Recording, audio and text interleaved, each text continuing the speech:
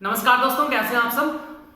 आप सभी ने अध्याय 14 में भाग 6 तक देखा और उसमें मैंने आपको पारिस्थितिक पिरामिड्स के बारे में बताया था। अब मैं उसके आगे के टॉपिक्स के बारे में बताऊंगा। आगे का टॉपिक है पारिस्थितिक पिरामिड्स के बाद आता है पारिस्थितिक अनुक्रमण, इकोलॉजिकल सक्सेशन जिसे इंग्लिश में कहा जाता है। सबसे पहले हम समझेंगे कि पारिस्थितिक अनुक्रमण होता क्या है, क्योंकि कोई भी टॉपिक समझने में सबसे ज्यादा अच्छा होता है। अगर आप किसी चीज को याद करके लिखना चाहेंगे तो बहुत मुश्किल होता है। जब आप किसी चीज को समझ लेंगे तो आप अपने शब्दों में उसे लिख सकते हैं। तो पारिस्थितिक अनुक्रमण या इकोलॉजिकल सक्सेशन क्या होता है। पारिस्थितिक अनुक्रमण का मतलब होता है किसी स्थान पे क्या परिवर्तन हुआ, क्रमिक परिवर्तन क्या क्या हुआ। जैसे एक एग्जांपल से समझेंगे। मान लो कि कोई जगह है, बहुत बड़ा स्थान, और वो पूरा स्थान चट्टानों से भरा पड़ा है। वहां पर जल की भी कमी है और कोई भी एक पौधा भी नहीं हो, कोई भी जीव वहां पर न पाया जाता हो। तो वो क्या है, एकदम नग्न चट्टानी क्षेत्र है जहां पर कोई भी जीव ना हो। समय के साथ साथ परिवर्तन होता है वहां पर भी। इन चट्टानों पर सबसे पहले लाइकेन आते हैं। लाइकेन, इसके बारे में मैं चर्चा कर चुका हूं। लाइकेन कवक और शैवाल का सहसंबंध होता है, दोनों साथ साथ रहते हैं। लाइकेन आते हैं, सबसे पहले उन चट्टानों को तोड़ते हैं। तोड़ने के बाद धीरे धीरे उनसे मृदा के कण बनते हैं। इन सभी चीजों का मैं विस्तृत वर्णन आगे करूंगा, लेकिन आपको अभी सिर्फ छोटा सा एग्जांपल के रूप में समझना है कि पारिस्थितिक अनुक्रमण क्या होता है। तो एक ऐसा क्षेत्र जहां पर सिर्फ और सिर्फ चट्टान ही हो, वहां कोई भी जीव उपस्थित ना हो, जीवाणु भी उपस्थित ना हो, किसी तरीके से बीजाणु के माध्यम से या किसी भी तरीके से लाइकेन वहां पर पहुंचे। लाइकेन ने उन चट्टानों को धीरे धीरे तोड़ना शुरू किया और उनके टूटने से मृदा के कण बने। फिर हल्की बरसात हुई जिससे मृदा के कण में जल की मात्रा उपलब्ध हुई। धीरे धीरे वहां पर छोटे पौधे उगे। छोटे पौधे के उगने से वहां पर कार्बनिक पदार्थों की मात्रा बढ़ेगी। धीरे धीरे छोटे पौधे से बड़े पौधे, बड़े पौधे से एक विशाल जंगल का निर्माण हो जाता है। ये क्रमिक परिवर्तन है और कम समय नहीं, बहुत समय लगता है। किसी नग्न चट्टान का जंगल में परिवर्तन हो जाना ही पारिस्थितिक अनुक्रमण ही कहलाता है। लेकिन यहां पर सिर्फ एग्जांपल नग्न चट्टान का ही नहीं लेंगे, सभी जगह का, सभी जगह ऐसी जगह जहां पर कोई भी जीव उपस्थित ना हो और समय के साथ साथ परिवर्तन हो और वहां पर कोई समुदाय गठित हो जाता है, तो इसी को कहते हैं पारिस्थितिक अनुक्रमण। जैसे मैंने अभी एक एग्जांपल बताया, नग्न चट्टानी एरिया थी, धीरे धीरे पौधे उगना शुरू किए और नग्न चट्टान से क्या बन गया, वो जंगल बन गया। तो इसे कहा जाता है अनुक्रमण, पारिस्थितिक अनुक्रमण। ठीक, एक और एग्जांपल आपने आसपास भी देखा होगा। बरसात के मौसम में तालाब में पानी जमा हो जाते हैं और कड़ी धूप आने पे गर्मी में वह फिर पौधे वहां पर उगाते हैं, तालाब नहीं रह जाता। तो ये भी एक प्रकार का पारिस्थितिक अनुक्रमण है। पारिस्थितिक अनुक्रमण का मतलब होता है क्रमिक परिवर्तन। किसी जगह पे तालाब था, तालाब में जल था और उसमें धीरे धीरे पहले छोटे जीव आना शुरू किए, फिर उनसे बड़े जीव आना शुरू किए, फिर धीरे धीरे उनमें छोटे पौधे उगना शुरू किए। तालाब में छोटे पौधे के उगने से वाष्पोत्सर्जन की क्रिया होने लगी, जल वाष्प के रूप में ऊपर उठने लगा, तालाब के जल में कमी आनी शुरू हुई। फिर धीरे धीरे और बड़े पौधे वहां पर उगने लगे, वाष्पोत्सर्जन की क्रिया और बढ़ी और तालाब के जल में लगातार कमी आती गई। और जैसे जैसे पौधों की संख्या बढ़ती जाएगी, तालाब के जल में एकदम कमी आ जाएगी और धीरे धीरे वहां पर बड़े बड़े पौधे उगाएंगे। तो ये क्या है, किसी समय में तालाब था, अब वो तालाब हरे भरे पौधों के क्षेत्र में परिवर्तित हो गया। तो इसी परिवर्तन को ही कहा जाता है पारिस्थितिक अनुक्रमण, बस और कुछ नहीं है। आया समझ में।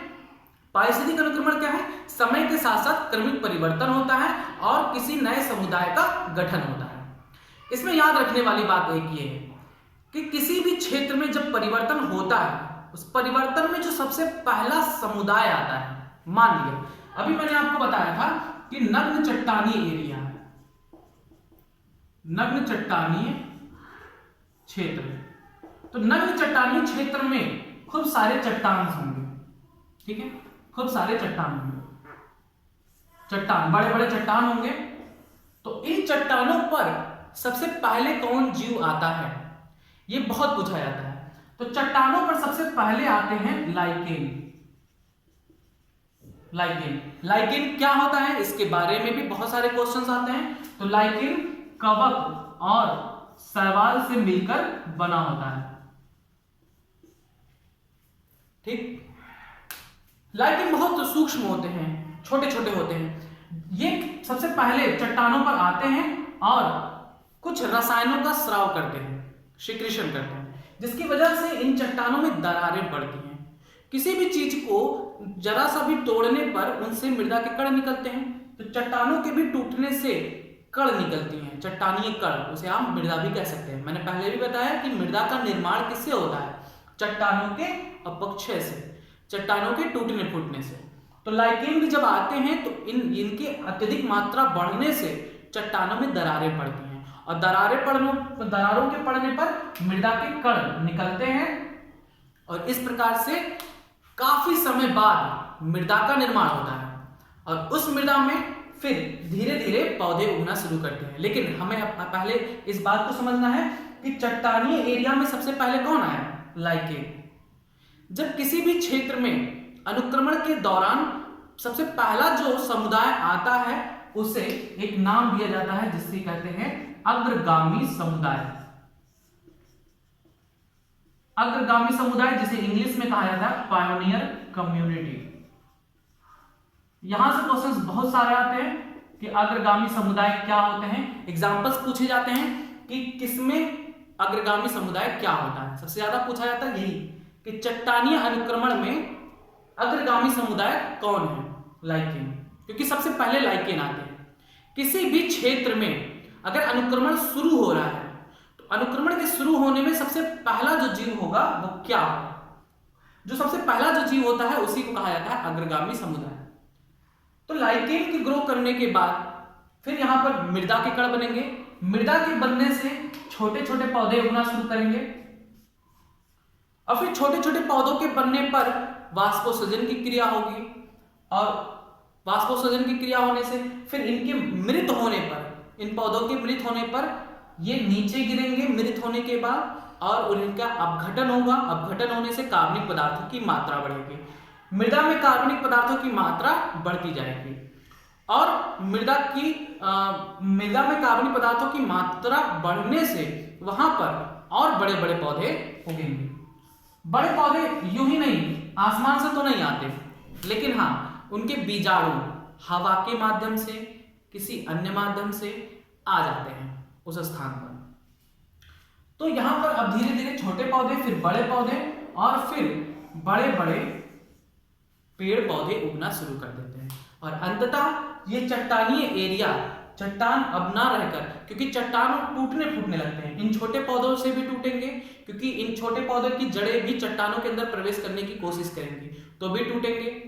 बड़े पौधे की जड़ हैं तो वो और तोड़ना चाहेंगे, चट्टान नहीं रह जाता, कुछ समय बाद वहां पर चट्टान नहीं रह जाता। चट्टान किस में परिवर्तित हो जाता है, मृदा में, और जितने भी बड़े बड़े पौधे हैं वो यहां पर स्थापित हो जाते हैं, और अंततः चट्टानीय एरिया जंगल में परिवर्तित हो जाता है। ये कम समय में होने वाला परिवर्तन नहीं है, बहुत समय लेता है, बहुत समय लेता है, तब जाकर एक चट्टानीय एरिया किसमें बदल जाता है, जंगल में। तो ये परिवर्तन कि पहले चट्टान था, अब चट्टान से वह जंगल बन गया, इस परिवर्तन को कहा जाता है पारिस्थितिक अनुक्रमण। इस परिवर्तन में जो सबसे पहला समुदाय आता है उसे कहा जाता है अग्रगामी समुदाय, और जो एकदम स्थापित हो जाते हैं पेड़ पौधे बहुत बड़े बड़े, उन्हें कहा जाता है चरम समुदाय। मतलब अब इनके बाद अब कोई नहीं आएगा, चरम समुदाय, जिसे इंग्लिश में कहा जाता है क्लाइमैक्स कम्युनिटी।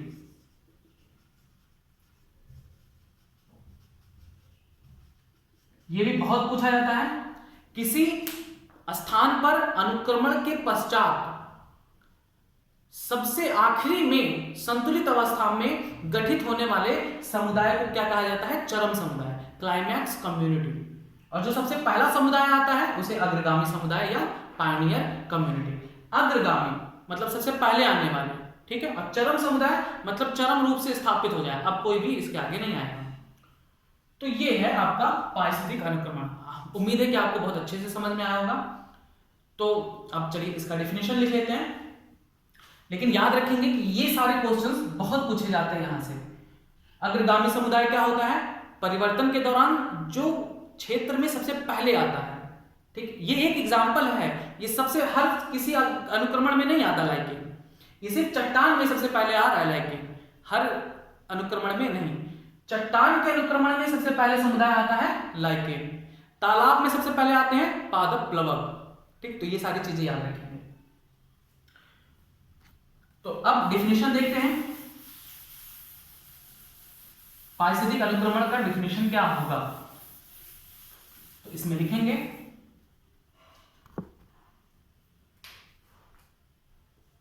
एक सुनिश्चित क्षेत्र में, एक सुनिश्चित क्षेत्र में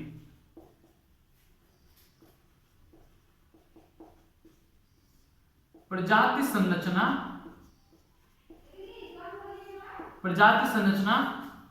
में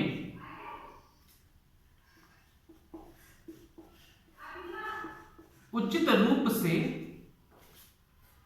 आंकलित परिवर्तन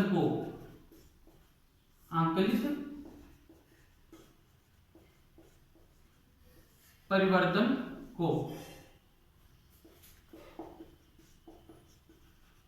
पारिस्थितिक अनुक्रमण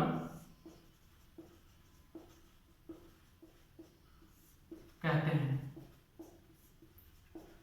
ठीक है, अभी जो मैंने आपको एकदम जल्दी से मैंने आपको एग्जांपल्स बताया है बस समझाने के लिए। ऐसा नहीं है कि बस नग्न चट्टानों से जंगल बन जाए इसी को पारिस्थितिक अनुक्रमण कहते हैं, नहीं। यहां पर इस शब्द का मतलब भी याद रखेंगे, उचित रूप से आंकलित परिवर्तन। उचित रूप से आंकलित परिवर्तन का मतलब यह है कि अगर चट्टान है और चट्टान जंगल में परिवर्तित हो गया तो कैसे हुआ, कौन कौन से जीव आए, ये क्रमिक रूप से घटना है और उसी को हम पढ़ते हैं, इसी को कहते हैं पारिस्थितिक अनुक्रमण। जैसे चट्टान पर सबसे पहले आएंगे लाइकेन, फिर लाइकेन के बाद छोटे पौधे, फिर छोटे पौधे के बाद कौन पौधे आएंगे, फिर उनके बाद कौन से पौधे आएंगे और चरम समुदाय के रूप में कौन से पौधे आते हैं। तो ये उचित रूप से आकलित परिवर्तन को ही कहा जाता है पारिस्थितिक अनुक्रमण। ठीक, तो एक सुनिश्चित क्षेत्र, कोई भी क्षेत्र हो, चाहे वो चट्टानी क्षेत्र हो, तालाब हो या कोई जलाशय हो, अगर उसमें परिवर्तन हुआ है तो उसी को कहा जाता है पारिस्थितिक अनुक्रमण। इसके आगे लिखेंगे अनुक्रमण के दौरान, अनुक्रमण के दौरान किसी क्षेत्र में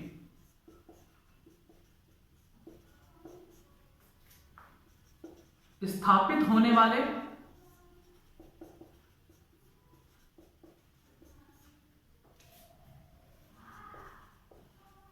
प्रथम समुदाय को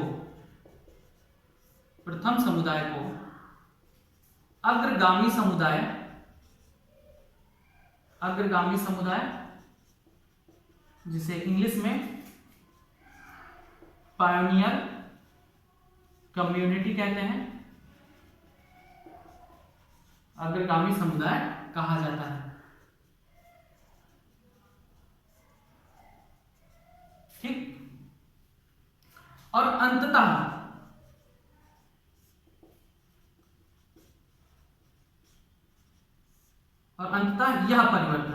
यह परिवर्तन एक समुदाय को गठित करता है, एक समुदाय को गठित करता है जो पर्यावरण से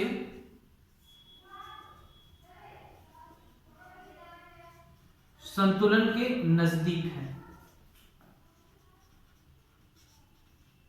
संतुलित अवस्था, ठीक है, पर्यावरण से संतुलन के नजदीक है और इसे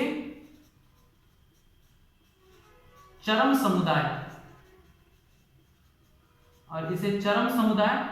इंग्लिश में इसे कहा जाता है क्लाइमैक्स कम्युनिटी।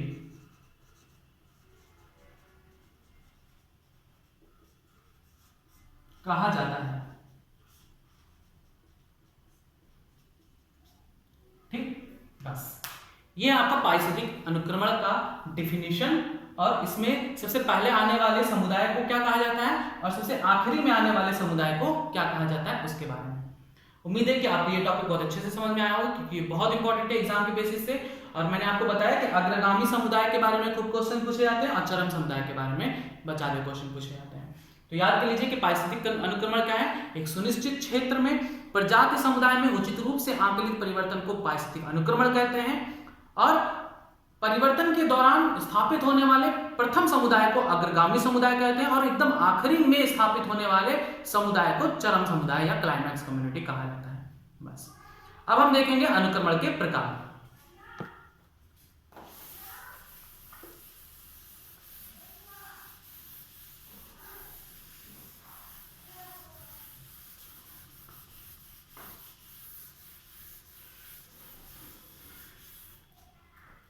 अनुक्रमण दो प्रकार का होता है, प्राथमिक अनुक्रमण और द्वितीयक अनुक्रमण।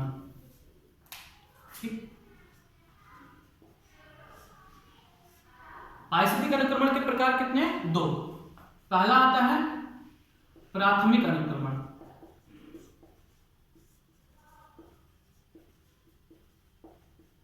जिसे इंग्लिश में कहा जाता है प्राइमरी सक्सेशन।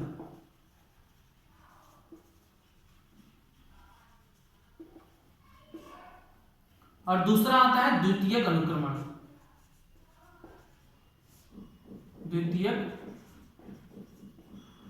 अनुक्रमण, इसे इंग्लिश में सेकेंडरी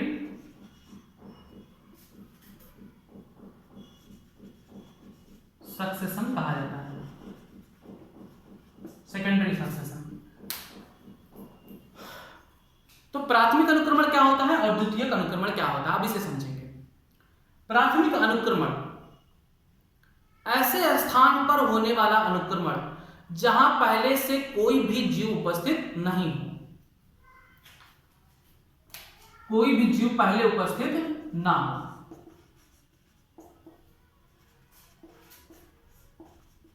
अभी आप लिखेंगे कुछ नहीं, सिर्फ समझेंगे, ठीक। यहां पर जो बात ध्यान रखने वाली है वो ये कि पहले कोई भी जीव उपस्थित न हो, मतलब कभी भी वहां पर कोई जीव उपस्थित नहीं था। अपने मन में फिर वही स्थान लाइए, चट्टान वाली स्थान पर पहले कोई भी जीव उपस्थित नहीं है, एकदम खाली स्थान, सिर्फ और सिर्फ चट्टान ही चट्टान चारों तरफ है। या जलाशय में पूरी तरीके से जलमग्न क्षेत्र है, वहां पर कुछ भी नहीं है, ना कोई पेड़ है, ना कोई जीव है, ना कोई जंतु है, एकदम खाली स्थान।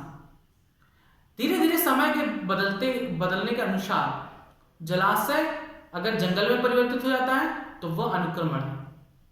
नग्न चट्टान है, वहां पर कोई जीव पहले उपस्थित नहीं था, अब धीरे धीरे वह बदलकर जंगल में परिवर्तित हो गया, तो इसे कहा जाता है प्राथमिक अनुक्रमण। ऐसा अनुक्रमण जहां पर पहले कोई भी जीव उपस्थित नहीं था, समय के परिवर्तन के साथ साथ वहां पर जीव उपस्थित हुए, तो इस प्रकार के अनुक्रमण को कहा जाता है प्राथमिक अनुक्रमण। जैसे और एग्जांपल देख लीजिए, ज्वालामुखी के फटने के बाद जो लावा होता है, गर्म लावा, वो आसपास के दूर दराज इलाकों में क्षेत्र में फैल जाता है, बहुत बड़ी क्षेत्र में, और सब कुछ तबाह हो गया, कोई भी जीव वहां पर पहले उपस्थित ही नहीं था। और जब लावा बार बार फट रहा है तो कोई जीव उपस्थित वहां नहीं रहेगा, लेकिन कभी समय आएगा कि वह लावा जो ज्वालामुखी है वो शांत हो जाएगी, निष्क्रिय हो जाएगी, और कई हजारों वर्ष तक उसमें से कोई भी ज्वाला नहीं फटेगा, तो अपने आप उस चारों तरफ में क्षेत्र में पौधे उगना शुरू कर देंगे। तो वहां पर अब ज्वालामुखी पहले था, अब वहां पर ज्वालामुखी का अस्तित्व नहीं है, लेकिन वो नहीं फटता है, तो फटता नहीं है तो वहां पर चारों तरफ क्या हो गया, पौधे वगैरह या जंगल का निर्माण हो जाता है। तो इस प्रकार के भी अनुक्रमण को प्राथमिक अनुक्रमण कहते हैं। ऐसे स्थान जहां पर कोई जीव पहले उपस्थित ना हो और बाद में जीव वहां पर उपस्थित होते हैं, तब इसे कहा जाता है प्राथमिक अनुक्रमण। द्वितीयक अनुक्रमण क्या होता है? द्वितीयक अनुक्रमण ऐसे स्थानों पर होता है जहां पर पहले कोई समुदाय थे, किसी प्राकृतिक आपदा या किसी भी वजह से वे सब कुछ नष्ट हो गए और फिर से कोई समुदाय वहां पर गठित हो गया, तो इस प्रकार के अनुक्रमण को द्वितीयक अनुक्रमण कहा जाता है। जैसे मान लो किसी जगह पर बहुत बड़ा जंगल था और जंगल में आग लगने की वजह से पूरा का पूरा जंगल नष्ट हो गया, उसमें कोई भी जीव नहीं बचे। लेकिन उनके नष्ट होने पर कार्बनिक पदार्थों की मात्रा तो है, कुछ पौधों के बीजाणु भी होंगे, कुछ जीवों के बीजाणु होंगे, ठीक, या बाहर से कहीं से उड़कर बीजाणु आएंगे। तो जंगल के आग लगने की वजह से नष्ट तो हो गया, और नष्ट होने के बाद अब फिर से समय के परिवर्तन के साथ साथ वहां पर धीरे धीरे फिर से जंगल का निर्माण हो जाता है, तो इसे द्वितीयक अनुक्रमण कहा जाता है। मतलब अनुक्रमण से पहले जंगल था, लेकिन जंगल में आग लगी और जंगल नष्ट हो गया। नष्ट होने के बाद फिर से वहां पर समुदाय उपस्थित हो गए, गठित हो गए। तब इस प्रकार के अनुक्रमण को द्वितीयक अनुक्रमण कहा जाता है। या जैसे केदारनाथ का ले लीजिए, केदारनाथ में बाढ़ आने की वजह से सब कुछ नष्ट हो गया, सब कुछ, कोई भी जीव वहां पर उपस्थित नहीं। फिर धीरे धीरे समय के परिवर्तन के साथ साथ वहां पर पेड़ पौधों का उगना शुरू हुआ, मनुष्य जातियां पहुंची, अन्य जानवरों की जातियां पहुंची, उसमें फिर से अनुक्रमण हुआ। प्राकृतिक आपदा हुई, बाढ़ आई थी, सब कुछ नष्ट हो गया और फिर से वहां पर समुदाय गठित हो गए। तो इस प्रकार के अनुक्रमण को द्वितीयक अनुक्रमण कहा जाता है। ठीक, जहां पर पहले से जीव उपस्थित थे, किन्हीं कारणोंवश वो नष्ट हो गए थे, अब फिर से वहां पर समुदाय गठित हो गया। तो इस प्रकार के अनुक्रमण को द्वितीयक अनुक्रमण कहा जाता है। तो यहां पर लिखेंगे पहला हेडिंग प्राथमिक अनुक्रमण, और प्राथमिक अनुक्रमण में लिखेंगे यह ऐसे स्थानों पर होता है जहां पहले से कोई जीव उपस्थित नहीं होता, जैसे नग्न चट्टान, ठीक, कौमा ठंडा लावा, कौमा नव विकसित तालाब या जलाशय।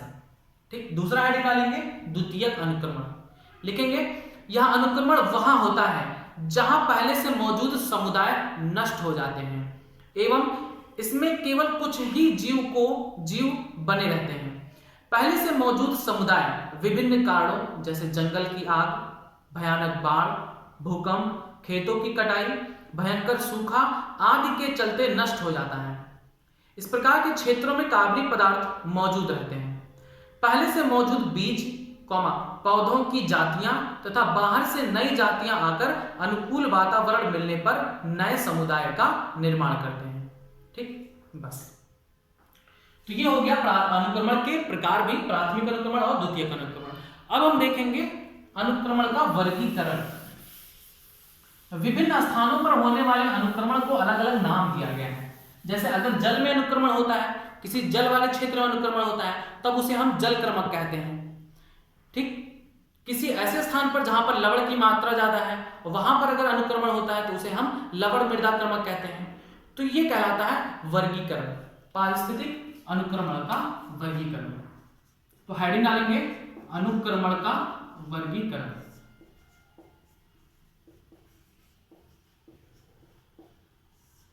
अनुक्रमण के वर्गीकरण में लिखेंगे वास स्थान के आधार पर, वास स्थान के आधार पर अनुक्रमण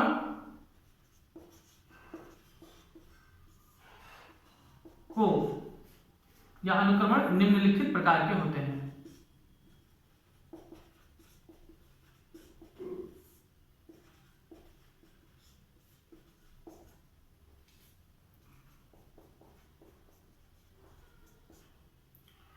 वास स्थान क्या है और उस पर होने वाले अनुक्रमण के हिसाब से अलग अलग नाम दिया गया है। जैसे पहला आता है जलक्रमक।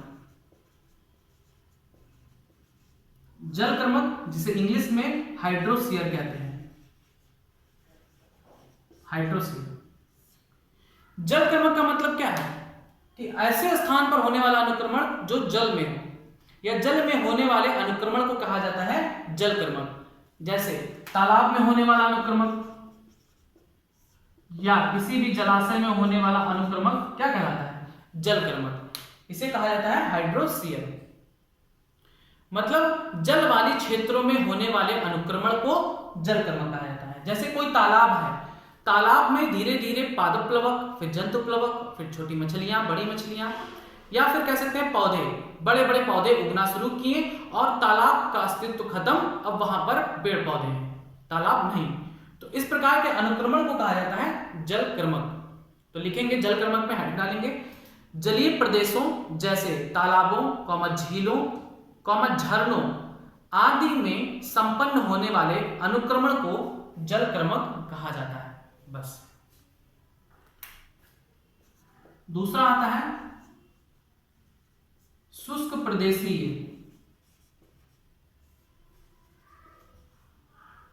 अनुक्रमक या मरुक्रमक, या इसे इंग्लिश में जीरो शेयर कहा जाता है। शुष्क प्रदेशीय अनुक्रमक या मरुक्रमक शब्द आते ही आप अपने मन में तुरंत लाएंगे एक ऐसा स्थान जहां पर जल की बहुत ही कमी हो। मरुक्रमक का मतलब ही होता है एक ऐसा स्थान जहां पर जल की बहुत कमी होती है। तो शुष्क प्रदेशीय या अनुक्रमक ऐसे स्थान जहां पर जल की बहुत ही कमी हो और उस स्थान पर होने वाले अनुक्रमण को ही शुष्क प्रदेशीय अनुक्रमक या मरुक्रमक कहा जाता है। इन्हें पुनः दो भागों में बांटा गया है। पहला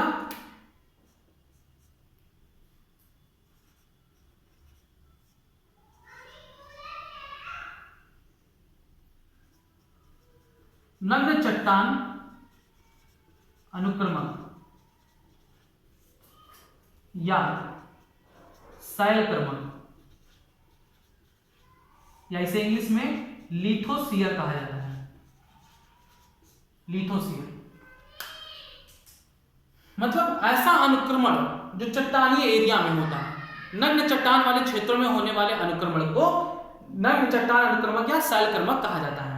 तो आप इसमें लिखेंगे शुष्क प्रदेशीय अनुक्रमक या मरुक्रमक में पहले लिख लेंगे कि शुष्क स्थानों में जहां जल की काफी कमी होती है होने वाले अनुक्रमक को शुष्क प्रदेशीय अनुक्रमक या मरुक्रमक कहा जाता है। इन्हें पुनः दो भागों में बांटा गया है। पहला नग्न चट्टान अनुक्रमक या शैलक्रमक, जिसे लिथोस्फीयर कहा जाता है इंग्लिश में लिखेंगे। इस प्रकार का अनुक्रमक जीव रहित होता है। वनस्पति के अभाव के चलते यहां वर्षा नहीं हो पाती एवं नमी का अभाव रहता है। ठीक। दूसरा आता है बालुक्रमक। बालुक्रमक जिसे इंग्लिश में कहा जाता है साइमोस्फीयर। बालुक्रमक का मतलब ऐसे स्थान पर होने वाला अनुक्रमण जहां पर चारों तरफ बालू हो, ऐसे अनुक्रमण को बालुक्रमक कहा जाता है। लिखेंगे मरुस्थलों या बालू वाले स्थानों में जहां जल की कमी रहती है होने वाले अनुक्रमण को बालुक्रमक कहा जाता है। बस। तो ये हो गए शुष्क प्रदेशीय अनुक्रमक। तीसरा आता है लवण मृदा क्रमक। लवण मृदा क्रमक जिसे इंग्लिश में हेलोसियर कहते हैं। लवण मृदा क्रमक का मतलब क्या है? ऐसा स्थान जहां की मृदा में लवण की मात्रा अधिक हो और वहां पर होने वाले अनुक्रमक को लवण मृदा क्रमक कहा जाता है। बस। लिखेंगे जब अनुक्रमण उन क्षेत्रों में हो रहा हो जिस जगह लवण की मात्रा बहुत ज्यादा हो तो ऐसे अनुक्रमण को लवण मृदा क्रमक कहते हैं। बस। आज का टॉपिक बस यहीं पर खत्म होता है। पारिस्थितिक अनुक्रमण क्या होता है, कितने प्रकार का और कितना वर्गीकरण है इसका, ये मैंने आपको इस टॉपिक्स में अच्छी तरीके से बता दिया। ये टॉपिक बहुत इंपॉर्टेंट है, इसलिए अच्छे से इसको पढ़िएगा, फिर से रिपीट करके इसको एक बार जरूर पढ़िएगा। ठीक है। अब अगला टॉपिक जो होगा मैं जल्दी इसको प्रोवाइड करा दूंगा। अगला टॉपिक है तालाब में होने वाला अनुक्रमण। तालाब से कैसे जंगल बन जाता है, ठीक है, या पेड़ पौधे का गठन होता है। तो अगले टॉपिक के लिए थोड़ा सा वेट करिएगा, मैं जल्दी आपको प्रोवाइड करा दूंगा।